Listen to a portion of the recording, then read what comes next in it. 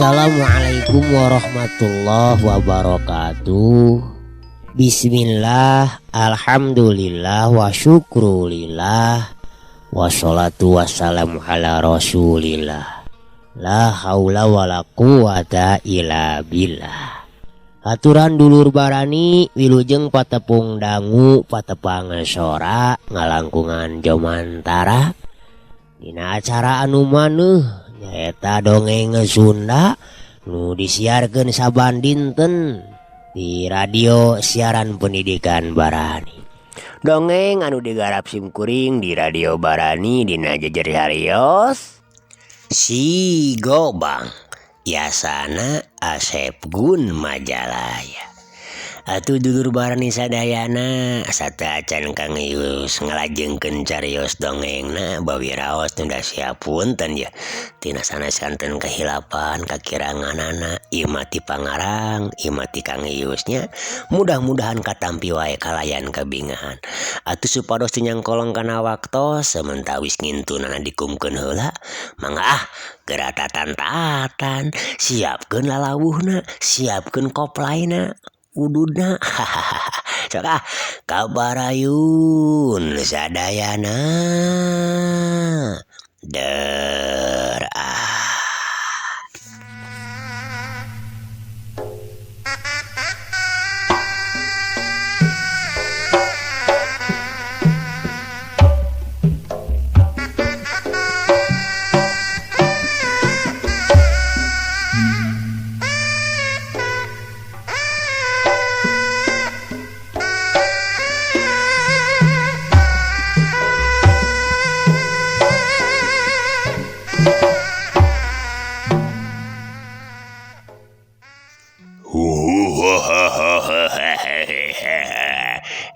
Manusia linglung rekna naon sia jor-jor gadiem ieu tempat kakawasiaan ngaing dititaku sia wani-wani asup ka dieu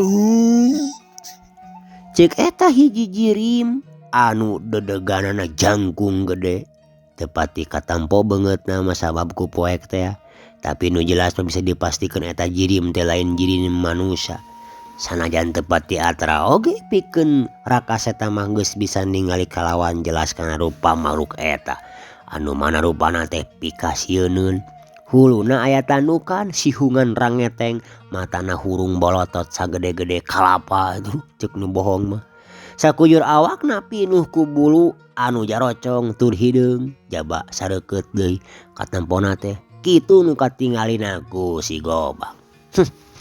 Ari anjeun saha? Manusia atawa jurig jarian? Aing mah teh dititah ku sasaha. Aing mah ngahaja ka dieu teh rek ngajorag ka tempat saurang manusia anu katelah bah badawi. Apal teh ajeun di mana tempatna? Temal si Gobang teu neunaker. Kalaka malik tumanya ka eta makhluk. Rekna naon sia manusia mau gejong nanyakeun si Syarbah sagala rupa sok jawab rek aya kaperluan naon Ceuk eta makhluk kalaka molotot deui bangun anu hayang neureui buleud ka si Gobang. Be, si laing mah ditanya kalaka marek nanya deui atuh. Yeuh denge ku si laing. Siluman gelo, siluman kurang modal. Siluman sangsara. Dengekeun, aing ka dieu teh rek nyokot barudak awewe anu ayeuna keur aya di tempat manusia anu ngaran si Badawi. Sok tuduhkeun tempatna. lamun henteu awas ya ulah nyalahkeun aing lamun aing nibankeun leungeun kasar ka sia. Ceuk Raka Seta nyarita jadi kasar jeung gariha layeuna mah. Percuma wae cenah nyarita sopan oge ka bangsa siluman barakasakan mah. Kitu ceuk pikirna. Wah, konyuk lebageun ngaing.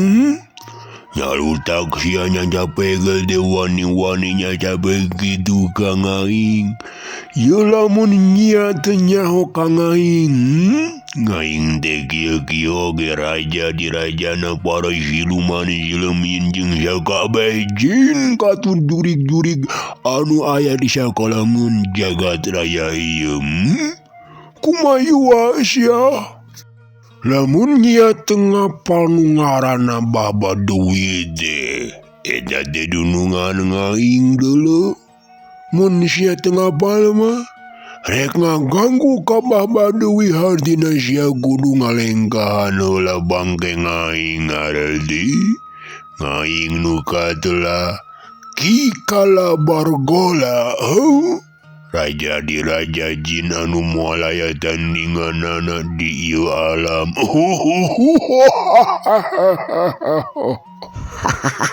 Alus ongko nyebutkeun rajana jin anu eueuh pitandingeunana nah geuning bisa tahu ka manusia anu ngaran si Badawi.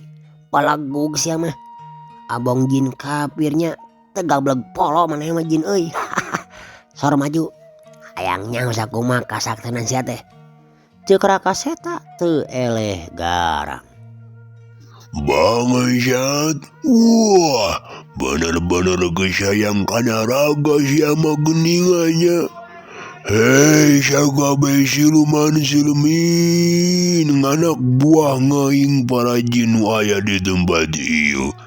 Kalaluar sia kabeh woi. Mangkruk manusia ieu hayang di bodaran, ayo kalaluar. Cacap nyarita kitu eta makhlukna atuh ari gelebug teh ngadadak di luhur angin mending ngaguruh atuh. Tatangkalan nu kasapu ku gelebugna eta angin nepikeun ka pating pelandoy pating dorok-dok raruntuh. Sato-sato leuweung anu keur harees oge birat lalumpatan malabur ngajauhan eta tempat. Monyet pating gerowek lutung tulung-tulungan surili pating jarelit oa pating gutangyangan kabeh disarada malabur sieuneun kabarerang ku angin anu ngamuk luhureunana. Puguh we atuh saha anu teu reuas jeung soak keur ngeunah-ngeunah hees dibetak ku sora anu ngaguruh saperti kitu. Teu lila ti harita celegedeg dikenca katuhun jeung tukangeunana Raka Seta geus ngajarga sababaraha jiri makhluk anu rupa jeung dedeganana beda-beda. Da eta bakat ku loba-lobana teu bisa kaideung teh. Kabeh beungeut atawa rupana teh pikasieun.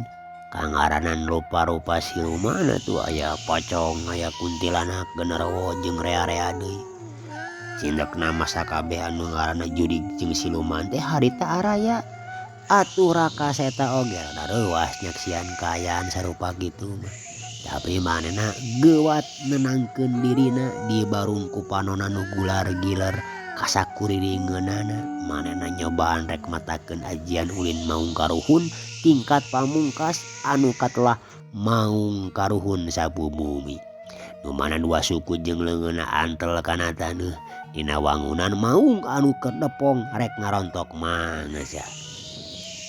Walakadalah ngayu muatur urang minasangkeun ieu manusia urang ngajar teh euy. Wala. Ceuk hiji makhluk anu rupa beungeutna sigah muning kitu monyong tandukan buluan tapi ieu mah dina leungeun katuhuna nyeklan gegenir meuni sagede tolombong. Gedag eta makhluk teh ngagegag atuh nyampeurkeun ka palebah si Gobak anu lainna naluturkeun ti tukangeunana. Sedengkeun makhluk anu pangheulana tadi ngajega ngawaskeun balad-baladna bari gogorowokan paparentah nitah maju ka sakabeh nu daratang pikeun ngarempug ka Raka Seta atawa si Gobak. Hayo maju kabehanana ulah saurang-saurang dibinasakeun. Siah ku aing bongan wani-wani ngaganggu ka aing. Ceuk Raka Seta. Dulur Barani atuh hiuk belasat gar genira anu sagede tolombong teh nyaho-nyaho geus nyampuk ka hareupeun si Gobang anu posisina keur ngadepong rek ngaramukeun sirahna. Celeng prot. Hiji makhluk anu mawa gegendir teh langsung ngoceak. Badana ngacleng sababaraha lengkah ka tukang. Atuh sabadadana meunang ku sameran cakar maung karuhuna si Gobang, gegendirna ngacleng tina panyekelna. Gedebut awakna anu sagede buta anakna teh langsung ngagedebut niban kana lemah. Tapi teu lila oge jugur inyal di hudang. Anu akhirna si Gobang teh butbet ngayonan panerajang-panerajang lawana ngagunakeun jurus-jurus anelanana. Nyatana jurus-jurus inti tina jurus ulin maung karuhun. Tapi da anu jadi lawana harita teh apanan bangsa dedemit jeung para siluman. Jadi hese oge pikeun meruhkeunana aya perkara anu geus kabeunangan celegedeg dinangtung jaba dilicik kangaranna gelut jeung bangsa juriga atuh jeung bangsa jin. Palebarek diserang sok ngadadak ngaleungit anu ngajadikeun Raka Seta ngarasa aral jeung bingung oge asa diheureuyan. Antukna Dulur Barani Raka Seta inget kana hiji ilmu anu mana ieu teh pangwaris ti akina teh ya. Manehna meureumkeun panonna. Lagu Dulur Barani kunyam-kunyem babacaan. Tamana mah bacaan dina kalam-kalam ulah panyinglar bangsa jin jeung setan. Ngajadikeun awakna huru. Atuh bangsa siluman-silumin anu nyerang ka manehna teh teu narepi awakna teh. Intina mah serangan-serangan bangsa jin jeung siluman teh ngan saukur ngarandeg di hareupeunana. Tapi sigana teh bangsa-bangsa dedemit teh henteu kapok. Kalau kebeuki ngalobaan beuki dieu teh terus ngarangseg nyerang ka manehna sanajan teu keuna oge. Teu lila ti luhur kadenge sora anu ngajelegur nyaeta gelap pating jeleger. Nu ngajadikeun sakabeh makhluk nu harita rek narajang ka Raka Seta teh jadi rungah ringeuh. Beungeutna darangah ka luhur. Celegedeg. Ka hareupeun Raka Seta nyaho-nyaho geus aya anu ngajelegedeg anu daya lian ti Kipatih Nagawelang. Patina Prabu Sangkalaweuling teh ti karajaan siluman oray anu katelah karajaan Welang-weling teh. Sumangga Raden. Rupina aya tugas kanggo paman patih yeuh. Sabab nu katinggal teh beuki loba ieu ngarangsek makhluk-makhluk kurang ajar teh Raden. Ceuk Kipatih bari nyembah ajrihna keur ka Raka Seta. Laju Raka Seta mangabentageun panonna. Aduh, hatur nuhun Kipatih. Sapertos anu ku Kipatih kasaksian. Mangga ayeuna mah nyangageun yeuh. Aya pidameleun anu kedah direngsekeun ku salira Kipatih. Ceuk Raka Seta bangun atoh kedatangan patih teh. Unjuk sumangga Raden.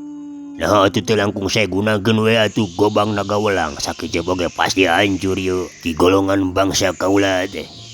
Teu kudu Kipatih. Sok we ku Kipatih jeung balad-balad kuring rada capek ongkoh hayang deureuh. Dulur Barani anu saterusna ngan purudul para ponggawana baladna Kipatih teh langsung pating purudul. Ting timbalana datangna langsung ngangsreg ngayonan para siluman-silumin jeung jurig anu harita geus aya di hareupeunana. Antukna der we galungan campuh ragot naker pada ngetrukeun ilmu kasaktianana.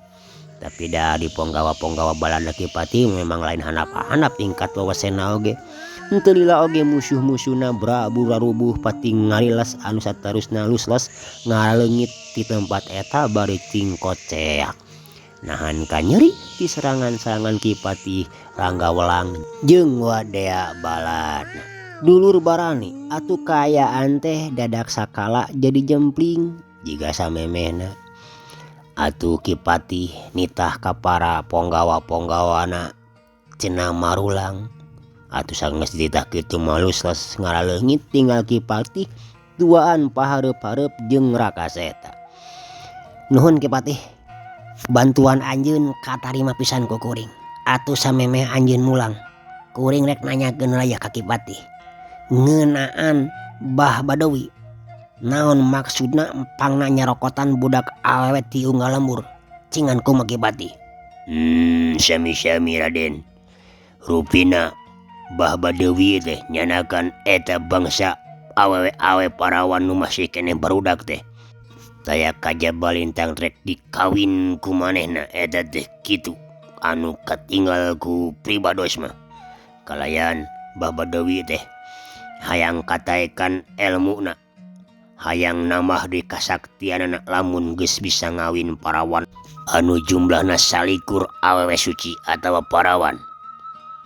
Raden, sanyana mah Kipati geus sangem pikeun nyalametkeun eta barudak. Malah upami diwidian ku salila mah anu ngaran Bah Badawi ge sakalian rek dibereskeun, dibinasakeun ku kaula. Oh kitunya. Nuhun Kipati kana kasanggupan anjeun pikeun nyalametkeun eta budak jeung ngalawanan Bah Badawi. Tapikeun eta mah jigana bagean kuring. Kitunya. Mangga atuh. Bade permios bae kaula dipayunan Raden. Jug. Haturin Kipati. Sami-sami amit. Les we atuh dulur barani jirim Kipati teh. Nyatana ngaleungit di hareupeun Rakaseta. Kalayan Rakaseta boga kayakinan palebah nyalametkeun barudak awewe jeung ngalawanan Ki Badawi mah eta rek dipigawe ku sorangan. Nyatana manehna oge sanggup.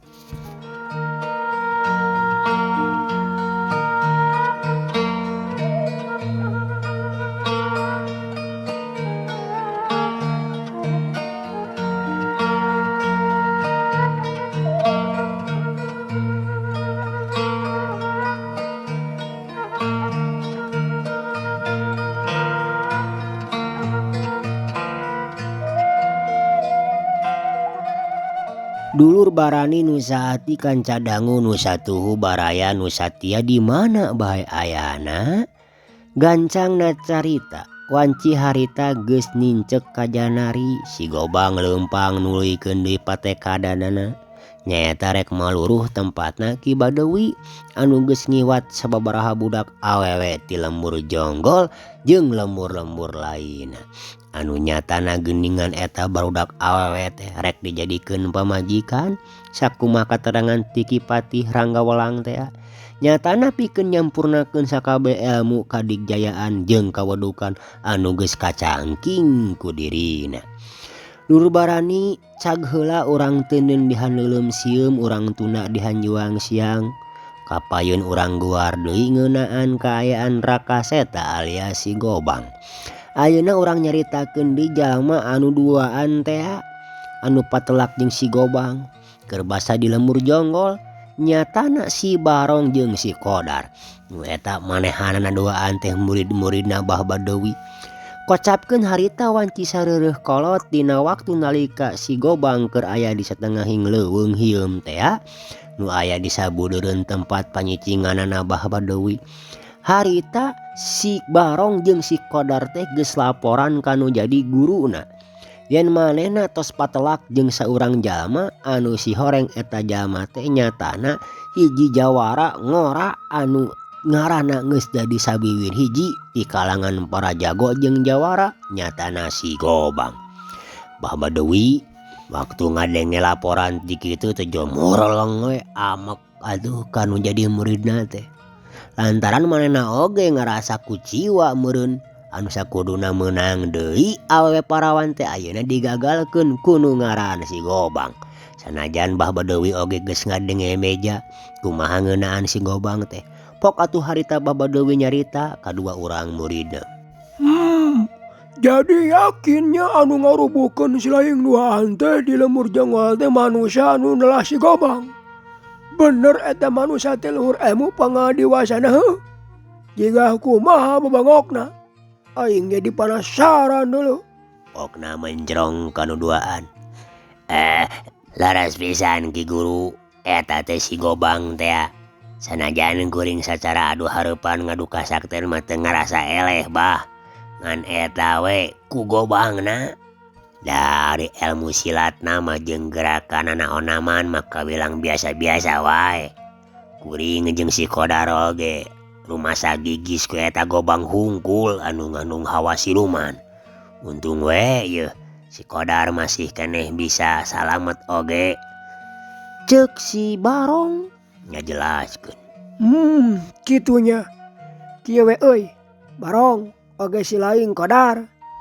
Kulantaran eta mangkeluk geus nyahun ka tempat urang. Alatan dibejaan ku si laing teh. Peuting ayeuna oge eta mangkeluk anu katelah si Gobang teh bakal datang ka dieu euy. Dapikeun bae ku dewek sakalian rek diparamkeun ka siluman silemin jin-jin patalukan dewek. Urang sinah dihakan ku sakabeh balad-baladna Ki Kala Bargola. Rajana sakabeh bangsa jin. Dewek yakin sakumaha saktina eta manusia moal mampu ari kudu ngayonan siluman jeung para jin mah. Lamun geus minasa gobangna bakal jadi milik dewek. Cek Bah Badawi ditungtungan ku seuri ngagakak bangun anu ngeunah. Ngarasa geus yakin kana naon anu bakal kajadian. Nyatana bangsa patalukanana teh jin onom teh bisa ngelehkeun si Gobang teh. Aduh bagja mun teh mah kitu bahnya bakal jadi jawara anu moal aya tandinganana atuh di dunia kajawaraan ieu bah. Saupama Abah mibana eta Gobang pusaka. Eukeur mah ilmu Abah teh jeung ajian Abah teh geus pepek sagala boga. Katambah ku ngabogaan Gobang anu kahebatanana pada apal. Kabeh jawara pada mingka gigis ku eta kahebatan Gobang. Cek si Barong bari ngacungkeun jempolna. Rahareupeun irung Bah Badawi nepi ka hampir we keunang kana irungna pisan. Lamun Bah Badawi teu ngalenggakeun sirahna ka tukang mah. Oh hari sia sok taran heuleuh naon teh. Eta kokod hampir kana irung dewek. Aduh punten Bah punten pisan. Teu katempo bakatku ngarasa bunga atuh guring ge Bah. Cek si Barong bari tungtungan ngaheheh deui nyarita kituna teh. Meungeus lah. Pokona si laing duaan beuting ieu ulah harees. Sabab sagedeung deui raja jin anu katelah Ki Kala Bargola teh bakal ka dieu euy pikeun laporan sakalian nyerahkeun Gobang ka buyutan eta mangkeluk. Beuting ieu dewek yakin anu ngaran si Gobang teh bakal tamat riwayatna. Cek Bah Badawi mun geus ujubna keur dulur. Nurutkeun beja mah cenah eta gegedug karaman anu katelah si Taragosi Deung ge Bah. Geus binasa kapan ku si Gobang teh. Benar gitunya Bah. Asa pirakunya sabab geuningan Ki Taragosi Deung jeung sababaraha baladna mah utamana mah Ki Taragosi Deungna ngagem rupa-rupa ilmu anu lain handap-handap atuh. Buktina we eta ku hadena ilmu jeung ku hebatna ilmu nu apaleun tempatna oge. Tempat cicingna Ki Taragosi Deung teh Bah. Cek si Barong negerakeun kapanasaranana. Atuh si Kodar mau ukur ungut-ungutane ngabandungan. Ari nurutkeun panampo panon batin dewek mah heueuh ari binasana mah binasa. Tapi lain si Gobangna tapi anak buahna anu nepikeun ka tutung genghek euy. Ngan ari Ki Taragosi Deungna mah masih keneh hirup.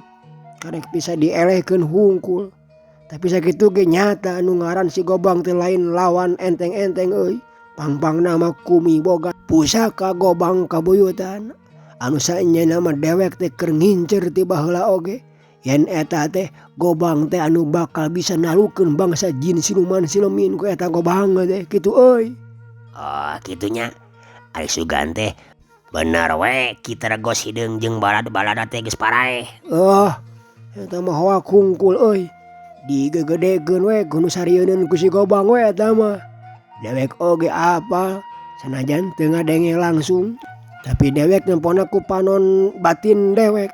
Yen Ki Taragosi Deung teh masih keneh hirup. Samalah ayeuna teh keur nyieun siasat deui. Hayang males ka nyerita ka si Gobang teh kitu euy. Dulur barani Bah Badawi ngajelaskeun sakumaha panampo batinna. Atuh nu duaan arungut-unggutan ngabandungan caritaan nu jadi guruna. Sakedapan mati luarana eueuh nu cacarita pisan. Babadewi anteng ngenyot padudanana. Panonna katampo semu meletet. Bangun anu nikmat naker. Tekung silila dulur barani. Babadewi nyarita deui. Lain barong ari barudak awewe pi pamajikaneun dewek geus dibere dahar aja kusilaing.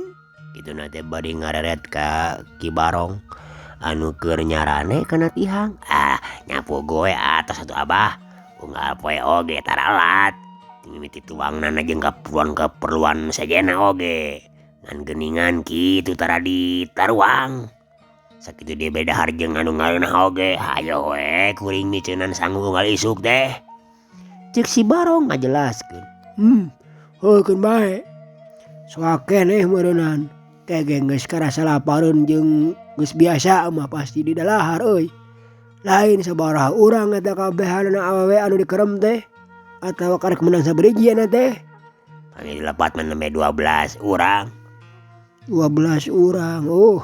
Berarti tinggal 8 urang deui nya. Sugan we atuh buru-buru menang salapana euy. Jeung wayahna sia duaan ti mimiti peuting isukan kudu arinit di mapai pilemuran pikeun nyokot budak awewe deui. Meh tere sampurna jeung kalaksanakeun sagala cita-cita dewek. Pikeun jadi raja di raja. Para jawara euy. Komo lamun engke geus mibana gobang kabuyutan mah ulah. Salam dunya ieu moal aya saurang manusia oge jeung makhluk naon oge anu mampu nandingan kana kasaktian dewek. Cek Bah Badowi. Mending geus asa pang badowina we dulur.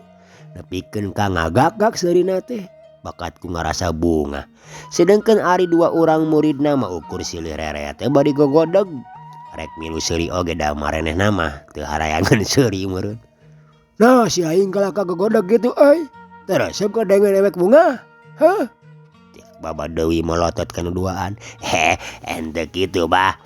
Nyangiring binga we kuring duaan mah tuh. Abah tereh pangantenan jaban nepi ka salikur parawan hungkul pamajikanana ge nya. Aduh.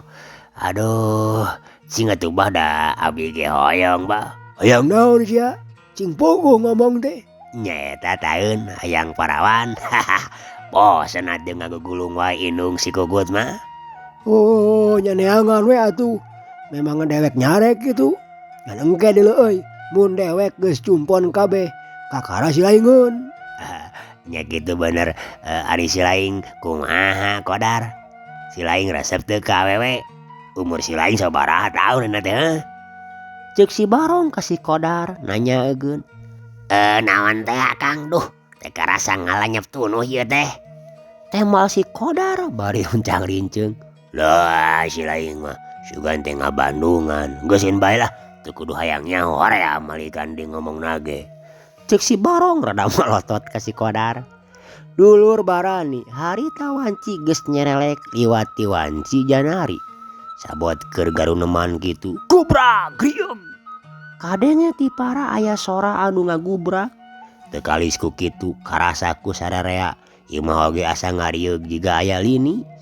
Bah Badowi oge nepikeun ka ngoreja tina diukna. Komo si Barong jeung si Kodar mah marane nepikeun ka pating sarigrig katukangeun Bah Badowi ngarasa deuwas jeung sieun ngadenge eta sora.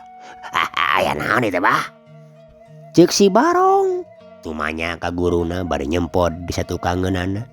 Ari si Kodar mah teu nyaritana naon ngan katampoe beungeutna sepa. Jiga anu nenyo jurig huluna 1000 we meureun. Tong kaget euy. Kuring geus apal. Cariting tenang heula tenang. Cek Bah Badowi kadua muridna. Padahal manehna oge hatena mah ngarasa reuwas oge. Can bisa ngira-ngira naon sabenerna anu datangna ka iman harita teh. Ngan karek curiga we. Tapi sabot kitu celegedeg we. Di hareupeunana nyaho-nyaho geus aya hiji jirim anu ngabelegedeg. Jirim anu teu asing deui pikeun Bah Badowi mah.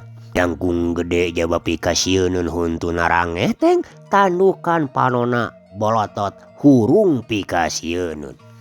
Dulur barani atuh si Barong jeung si Kodar mah sanajan manehna kawilang geus lila jadi muridna Bah Badowi. Tapi Ari langsung nenjo makhluk pikasieun saperti kitu mah kakara manehna teh. Jadi jing si laing teh da moal naon. Eta mah si Kalabargola euy, raja jin patalukan dewek. Bargola, naon nu geus kajadian? Geus dipodaran acan manusia anu ngaran si Gobang teh. Lamun geus, mana atuh gobangna? Sok kadiekeun. Cek Babadewi langsung we tumanya kana intina. Kaki Kalabargola nyatana raja jin patalukan manehanana. Pangabundun ngabah. Kuring sakabeh jeung anak kuring sakabeh ampir-ampiran binasa. Jadi boro-boro bisa ngelekeun eta anu ngaranna nyatana si Gobang. Anu mana manehna teh geuningan mibanda Gobang Pusaka. Sajabati mibanda boga Gobang Pusaka teh. Geuningan ngabogaan balad oge bangsa siluman. Anu sadarea jadi barubar katawuran. Teu manggap mulia. Kaasup diri kula. Rumasa teu kuat ngayonan eta para siluman anu dikokoncoan ku patihna. Kitu tah ngabah. Ceki Kalabargola ngajentrekeun ka Bah Badawi.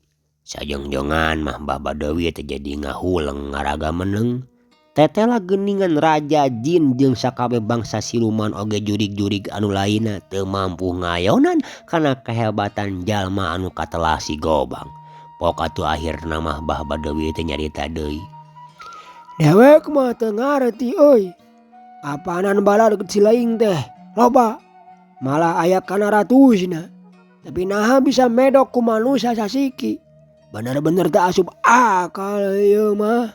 Cek Bah Badawi rada nyunggun kaki Kalabargola. Ari abah.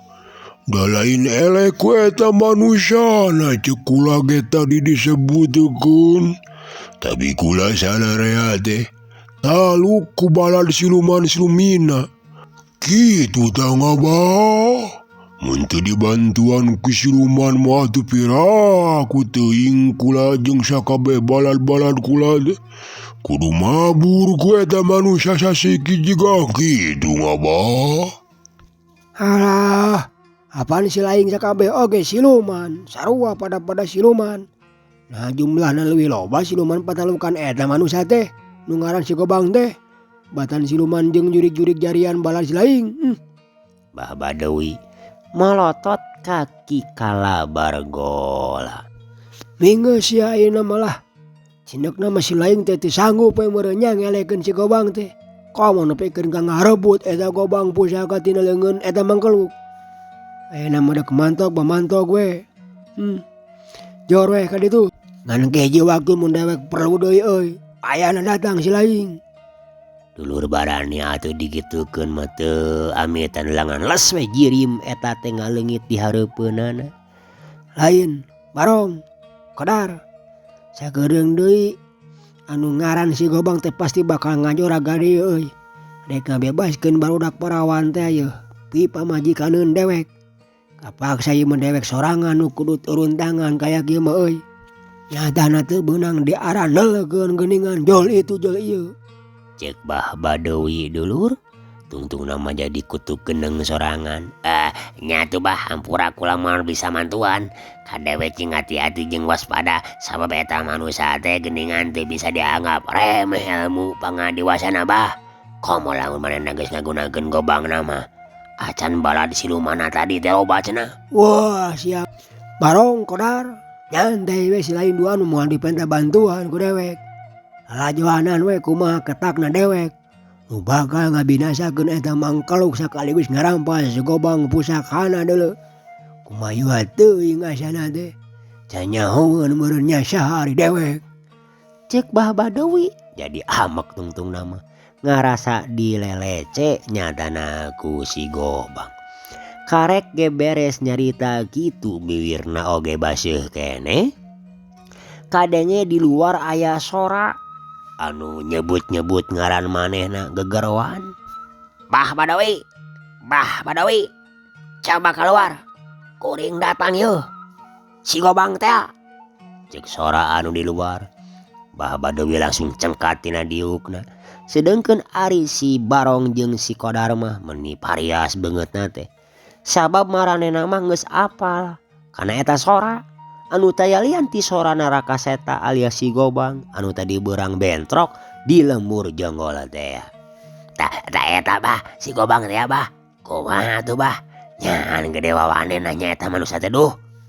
Cek si Barong rada diharewoskeun nyaritana kitu teh. Kojengkang Bah Badawi ngojengkang muru ka lawang panto. Atuh saenggeus aya di hareupeun lawang berai panto dibuka. Breh diburuan aya hiji jirim anu keureng ngabedega anu taya lian ti si Gobang. Nu harita manehna geus bisa manggihkeun patempatanna Bah Badawi. Nyatana hiji saung anu pernahna aya di tengah-tengah leuweung. Ya si laing. Rek naon puting-puting jariana ka dieu adalah. Nyaho teh saha si laing datang ka dieu heuh? Tanya Bah Badawi jug-jug sorongot we nyaritana teh. Si Gobang ukur seuleutik. Pok manehna nyarita.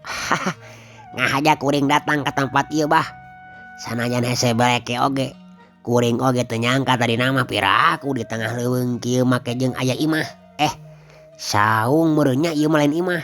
Atuh ngeunaan saha kuring jeung nyaho ti saha tempat ieu mah. Rasaan mah Abah oge geus apal kapan. Tangtungna dua murid Abah oge geus cacarita. Lian ti kitu. Ngeunaan maksud kuring pangna datang jauh-jauh ka dieu teh. Pasti Abah ge geus nyaho.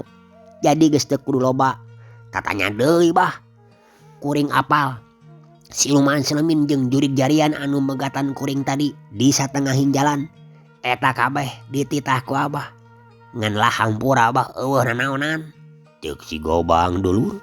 Jaritana teh panjang lebar ngajelaskeun ka Abah Badawi.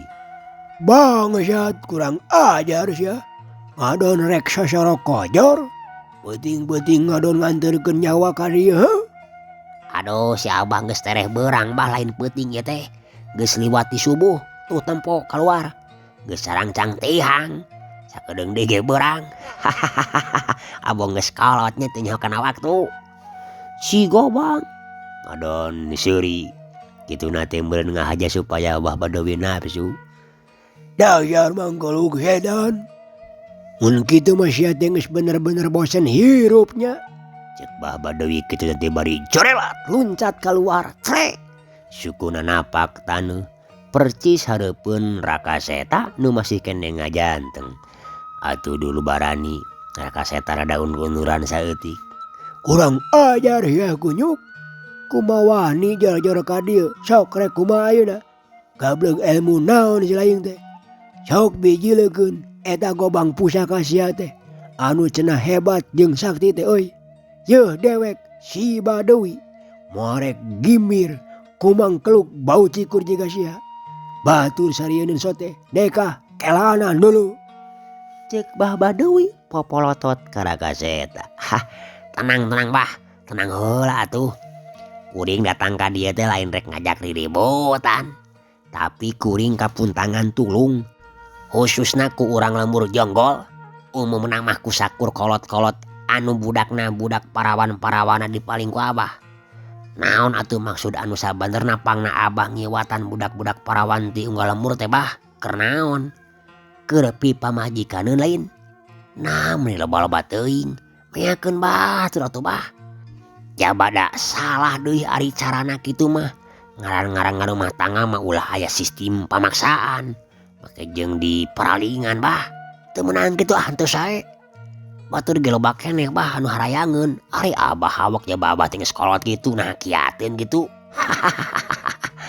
Salikurnya pamajikan beuh teu kabayang. Ceuk Rakaseta tatagna keur jeung taya tedeng aling-aling deui langsung wae kana pasualanana. Kurang ajar ya. Wani mamatahan ka dewek heuh.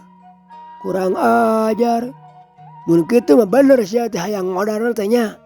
Bah Badawi geus teu bisa ngabendung di amarahna.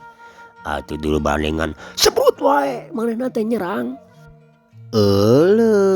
Waktosna dulur teu karaosnya parantos seep Cag atuh carios dongeng Sunda si Gobang urang cekapeun heula dugi ka dieu. Insyaallah manawi Allah ngarasakeun enjing pagete urang teraskeun deui. Kang Ius ngaturkeun sewu nuhun. Undur kantun dulur. Wassalamualaikum warahmatullahi wabarakatuh. Permios.